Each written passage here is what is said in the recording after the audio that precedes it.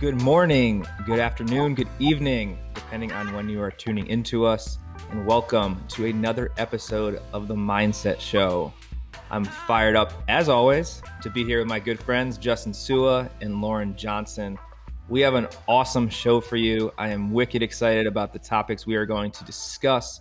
And as we alluded to in the last episode, in which Justin led us through a little bit of a tabletop question, we're going to engage in the same activity today.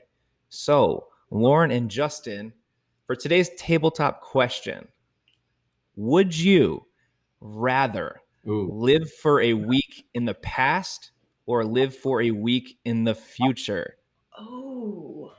Being put completely on the spot Wow. as you both are looking up into the sky right now, trying to think of what the answer is. No clue. We're This not is acting. a- This is not acting. This is very real. Justin, hit us with what you got. Would you rather live for a week in the past or in the future? So immediately my question went, how far back and how far forward? Is that where you went? Yeah. Yeah. So, you know what? Being really close to family, I would love to go way back. I'd love to go way back to the Polynesian island, to the island of Samoa, like way back, 1800s, like just live for a week there. That's what I would do. I'd love to. It'd be rough. It'd be really eye-opening to me. Absolutely. I think anytime you go back, it probably would seem rough. I mean, hey, imagine kids, you go back and there's no cell phones, no tablets, what would that be like? That's so awesome. That'd be, yeah. Get appreciation for my family, appreciation for just the roots of at least my father's side. That'd be interesting. That'd be awesome. Yeah. Lauren, would you rather live for a week in the past or the future? Like I said, Justin, I had the exact same question. It depends like how far you can go back, how far you can go forward. I don't know if I'd want to go to the future. I don't think I'd want to, because I feel like it would disrupt my ability to be present, to be honest with you. So I feel like kind of similar to Justin, I would want to go in the past, but I'd want to relive those memories that it's kind of like when you get older, that you kind of start to learn those things like, oh, I didn't appreciate that at the time. And you appreciate it so much more. And you wish that you could, go back and tell your younger self, like, no, cherish this moment. Yeah. I would go back to some of those moments that at the time I didn't understand how big of an impact they would make, and how I would have wished I could go back and appreciate it a little bit more than I could have appreciated it being as young as I was. That's cool. Yeah. I mean, eloquent answers from both of you. Listen, I'll cheat a little bit. I'll say like, yes, of course I would want to go back and appreciate those moments and see my family. I'm going straight to the future, baby. Like I am dialed in. Like, show me what our world's like in 150, like 200, 300 years, like 1,000 years from now. Like, show me the technology. Are we on Earth? Are we on Mars? What's it like? Do we have flying cars? Because you know what? In 1995, when everyone's like the year 2000 is coming, I was like, we're going to have flying cars, like 100%, right? Y2K, like, oh my gosh, like, are the computers going to shut down? Things were crazy. So, like, bring me to what that Brian Miles of 1995 brain was thinking, like, give me those flying cars. So, yeah. I know we're almost there, but hey, I'll rock the future. So, that's cool. That's love it. As always, amazing answers from both of you guys. Let's dive right into the topics for this week. I'm actually very excited about some of these. I think that this is like very relevant to, I think, a little bit of the world that we live in now, especially with things going on with COVID and working from home and things like that. And I think like a little bit of like the distance that we've experienced, and now we're starting to come back together as people. So, Lauren, I'm going to start with you. The first question we're going to think about and talk about as a group is, how do the people closest to me impact who I become? Oh, this is such a good question. And I'm really interested to hear what you guys have to say on this one too. But one of the things that I think is, yes, absolutely. I think the people around you definitely have an impact on you, which is why I think, especially, as I get older, the more I realize how much this rings true. That the people that you are around impact your decisions, they impact your habits, they impact the things that you that you do. And I guess there was a good example of this. I believe I was listening to a podcast, and I think it was Ed Milet that was talking about this. And he said, you know what it's like? He said, it's like when you're at dinner, and at the end of dinner, the waitress comes And she says like, oh, can I offer you guys dessert? And he goes, and I'm sitting with this elite group of individuals. Like these people are high performers in every area of their life. And one by one, they go, no, thank you. No, thank you. No, I'm good. No, thank you. And he goes, and it gets to me. And it was just like automatic. It was like, oh, no, thank you. And he said, it's part of human behavior to fall into the patterns of the group that you're in. And so, and James Clear said that one of the best ways to adopt new habits is to be around a group that already has adopted the habits you desire, because it actually enhances your ability to do those things because you have people around you and your environment supports that habit.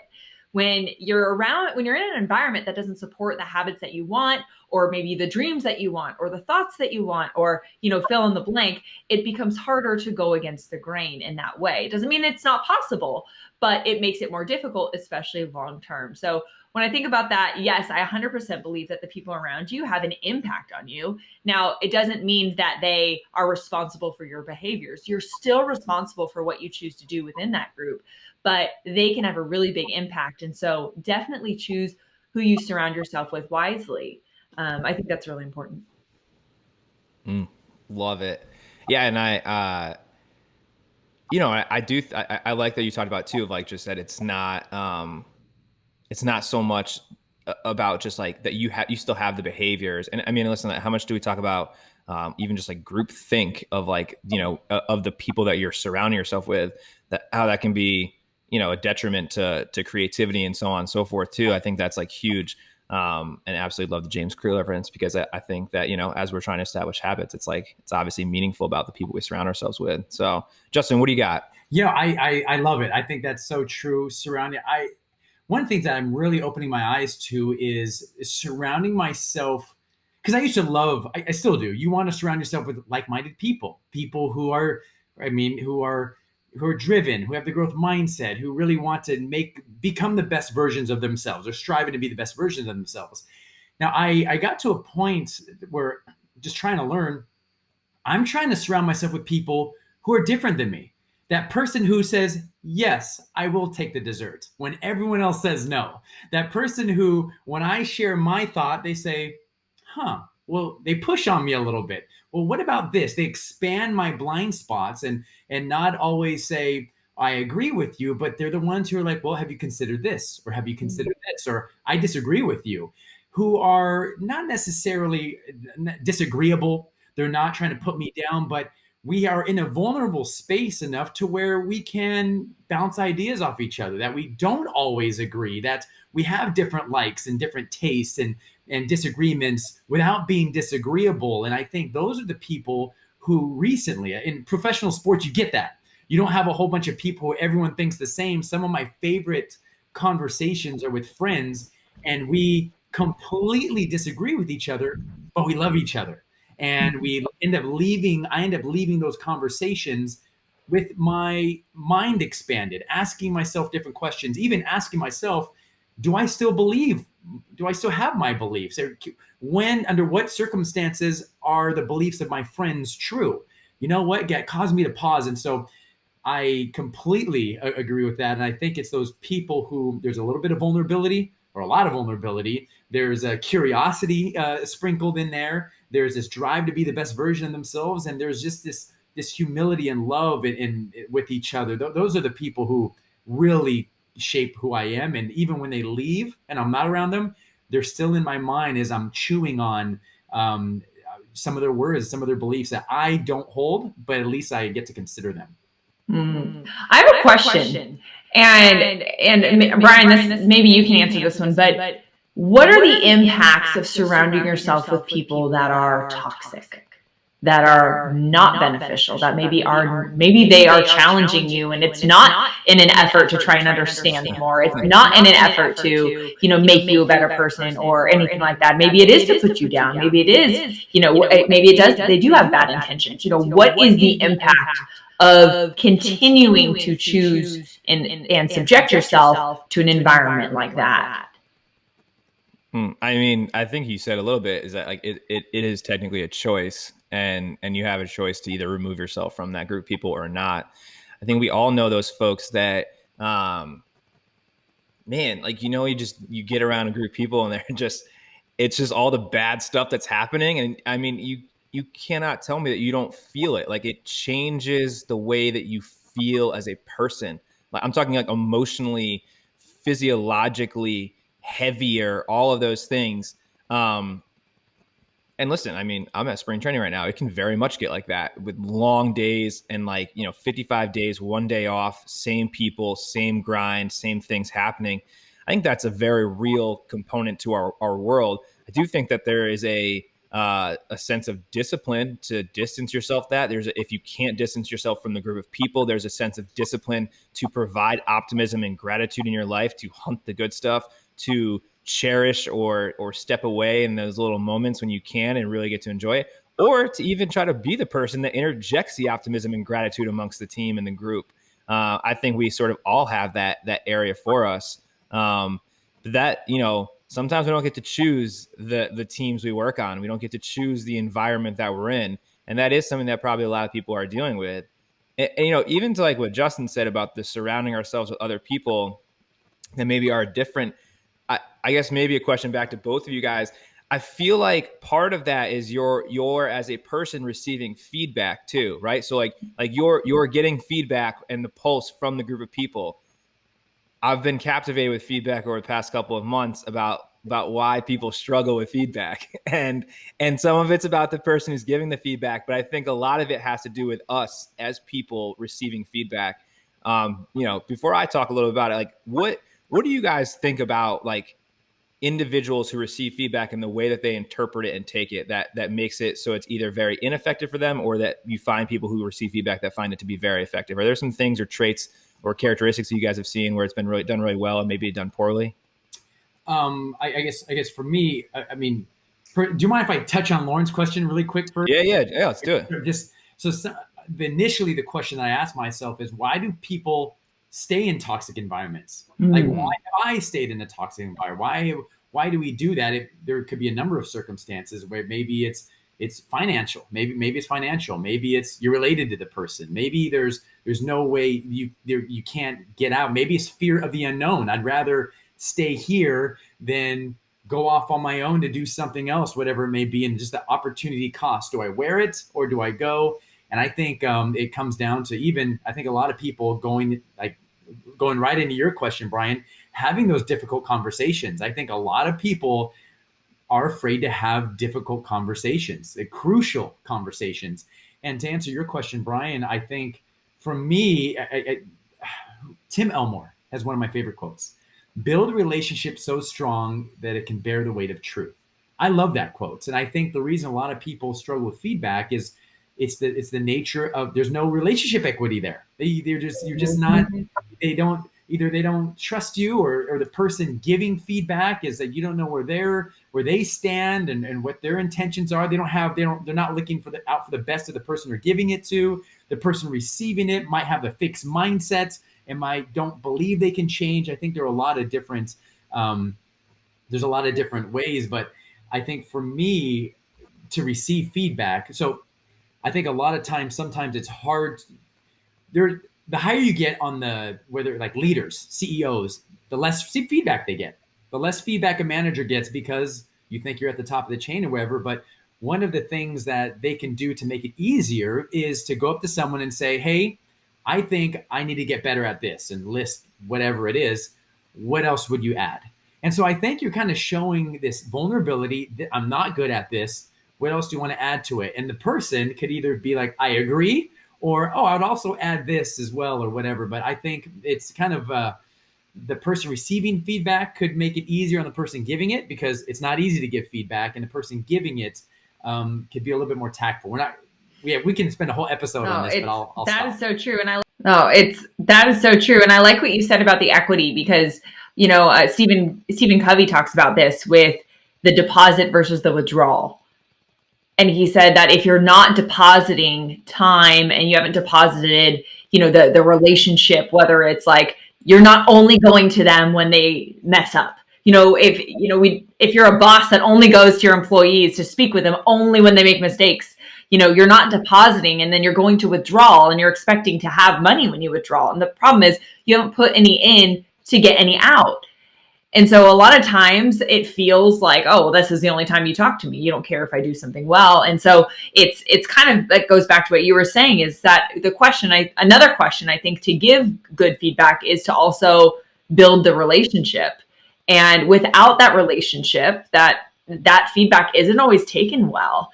And I mean, we all know with athletes or clients that we work with, the guys or girls or, individuals that you can lay into if you need to. Those people you can challenge, be like, you're better than that. What the hell was that? And you can say that to. And then you also know the people you can't say that to. And so I do think feedback's super individual, and that it shouldn't be kind of like a one size fits all. But I think that the one thing that always benefits feedback the most is your relationship with whoever it is you're giving it to. I think, yes to everything you guys all said. And I think even more so, like the person getting the feedback, like our ability to have the awareness that like our ego is going to pop up. It's there for a reason. It's our defense mechanism across these things. And so like, I oftentimes would think, and I remember in the military, we did this all the time, and we got feedback like crazy on how we presented and what we taught. And I always thought like something that was really helpful as the presenter, as somebody who was about to be watched by multiple people giving me feedback, just laying it out up front. Like, hey guys, this is what I'm trying to accomplish today. This is what I'm working on. This is some presentation stuff, like skill wise, that I'm trying to do to hold me accountable. Like I want you guys to look for that.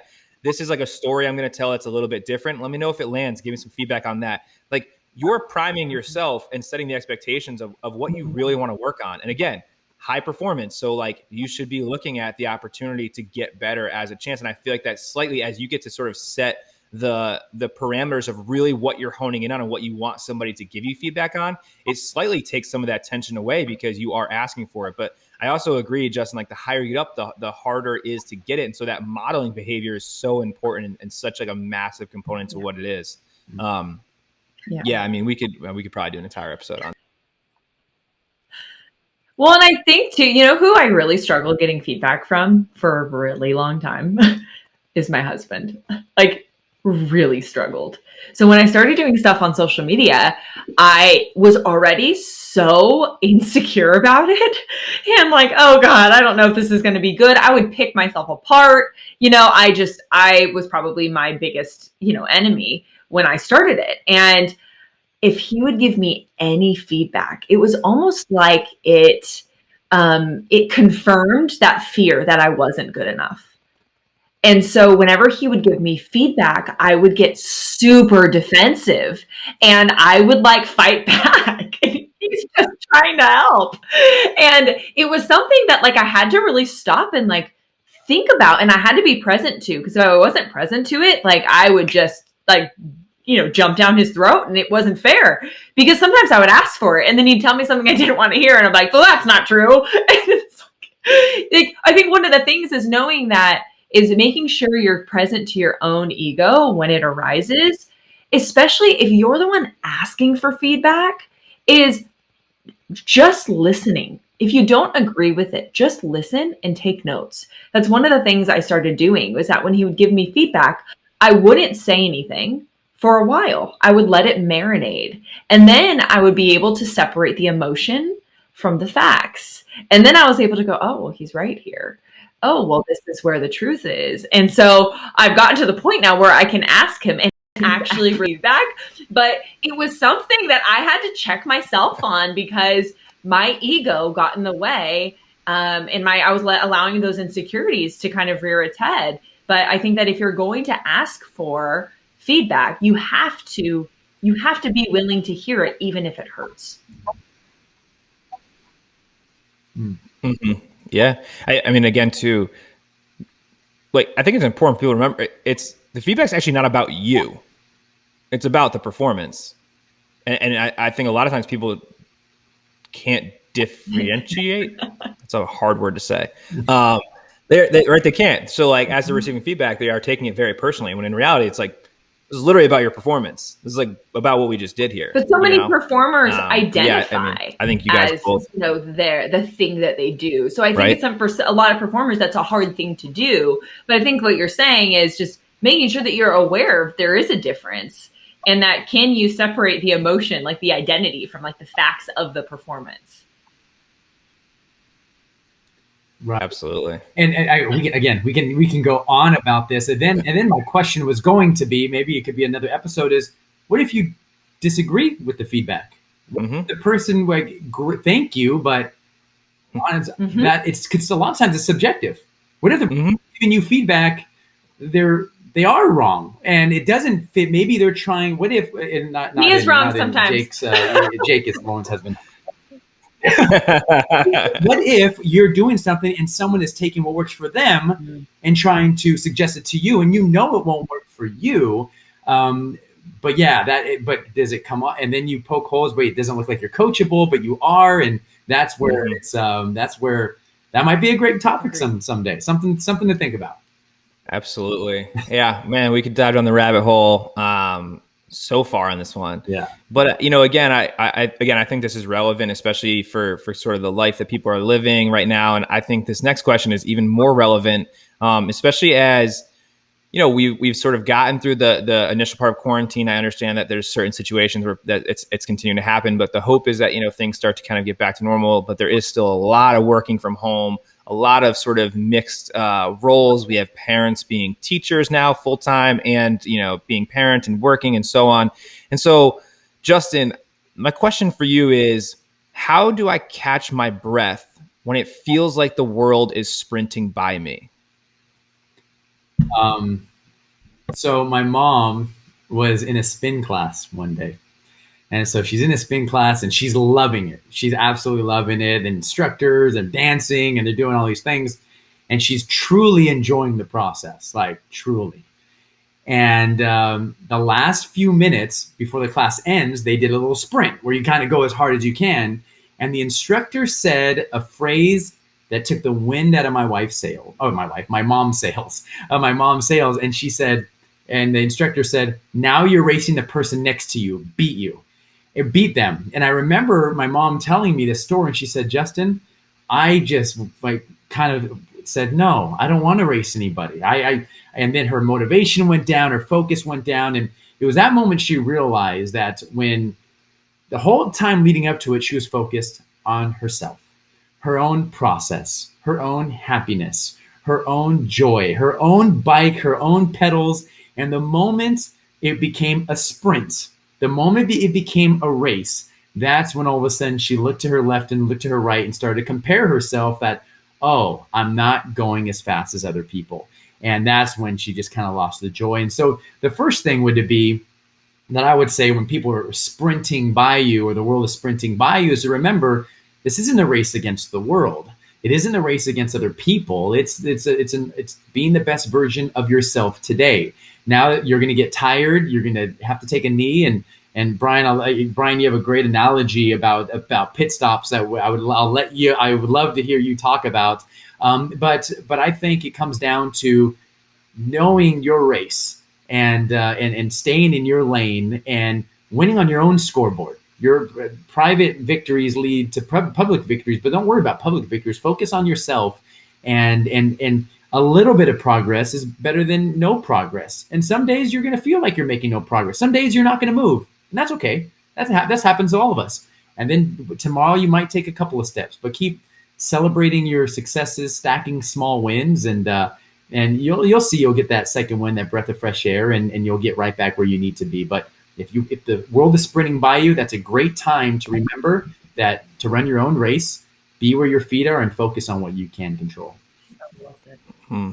Love that. Yes. I mean, all of that. It's such a great analogy too. Again, it puts it on us, right? It's not about those around us. I mean, it's phenomenal. It's so funny, Lauren, Justin, what are you thinking? because that's exactly where my mind went when you said pit stops. I was like, yes, like it is all about, it got me thinking about like NASCAR, right? And or Formula One, and why do drivers take pit stops? And oftentimes they take pit stops for all reasons, but oftentimes they don't take pit stops because they're out of fuel. They don't take pit stops because their tires are flat. They don't take pit stops because they're out of gas or for a variety of those reasons. Nothing's broken down, but it's so they can go longer. So it's a proactive approach to instead of being reactive. And a lot of times, right, we wait till we burn out before we ask for help. We wait till we burn out before we take a break, or before we, we put on the brakes. And so the question becomes like, what is your signal for a pit stop? Because for drivers, it may be when their fuel gets to a certain level. It may be when their tire pressure gets to a certain level and things start to slow down. And that kind of signals them to go take that pit stop. So what is your signal?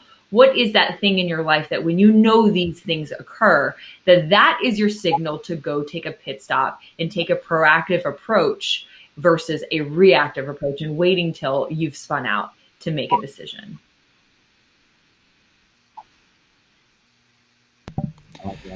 I mean, we could roll with the NASCAR, IndyCar, analogies for an entire day, probably in the field of mental performance. We've got pit stops and changing tires and stuff. But I couldn't agree more.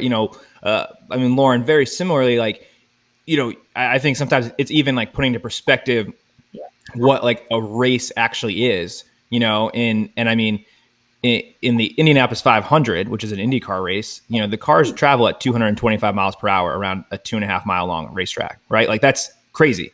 And what's so interesting is that in some of the most exciting parts of it is the pit stop, right? Where they can pull in, they can change 4 tires, and they can add 18.5 gallons of fuel, and they can make other adjustments all in under 10 seconds, which is really interesting. I think that the part about it, about slowing down, I think sometimes people look at taking a break or stopping as like it has to be this dramatic long thing, and in reality, like, yes, the things are going fast, things can cruise by us, but like, hey, we work in the field of high performance. Like on a baseball field, you might not have a long time, you might have 10 seconds, and so how deliberate are you being to slow things down during that time? And I think it is about doing a check-in with yourself. It is about understanding, okay, like, where's my thoughts? Where's my energy? Where's my attention? Where's my focus?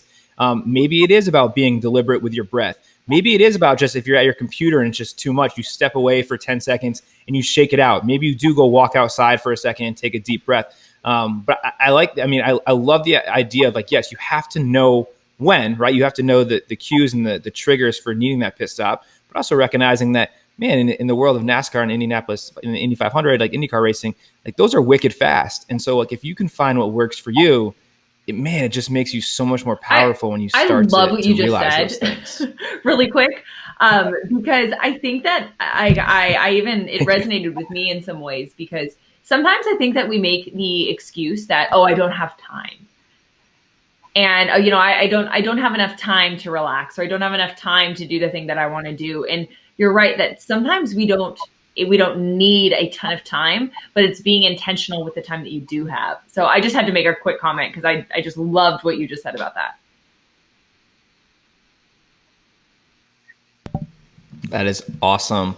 And, obviously I think rest and recovery is like such a huge part of our world. So, like, certainly not diminishing rest and recovery. You can find deliberate time to do that, like roger that. But in the midst of performance, man, finding those pit stops, that is the way to go. And like always, we have just crushed 30 minutes, which in what felt like 5 minutes. So that's what happens when friends are talking about really cool stuff. And so again, we would be remiss to not end the show with some optimism and gratitude. So we are going to hunt the good stuff right now. Justin, please tell me something good. Hunt the good stuff. I'm reading a new book. I just love digging into books. I've just started one. I don't know what it's about. I forgot even the title of it. It's one of the players. He recommended it to me. It's a fiction book. Don't read a lot of those, but I'm excited to dig in. Love it. That's different. You know what? Nice. Today, where Lauren, I'm at, tell it's us not something raining. It was raining for the last several days, and so I'm going to take advantage of that and probably take my dog to the lake and take a nice little pit stop for myself today. So yeah, I'm thankful for the weather today. Absolutely love it. Continuing the hunt the good stuff trend, we had a night game the other day. stayed up way too late, way past my bedtime, but they pushed back our start the next day to like, I don't know, 12:30 or 1. So instead of sleeping in and resting in recovery, I went and played golf with one of my buddies. We got the first tee time, and it was just one of those mornings. So nice in the course. We were basically by ourselves, like didn't even keep score, just had an absolute blast. Just me and one other guy just chatting, like kind of enjoying that process of being outside. And man, I could probably use a little bit of improvement in my game, but I still just love being out there, and that's what matters. That's so awesome. again, we are so pumped to be here and chatting with you guys. A little bit of a teaser about the things we're going to talk about next week, which again, I'm very excited about. We're going to be talking about how we find our ordinary superpowers. We're going to be discussing the biggest differences we see between average and elite performers. And speaking of pit stops, how do I fill the tank when I am running on empty?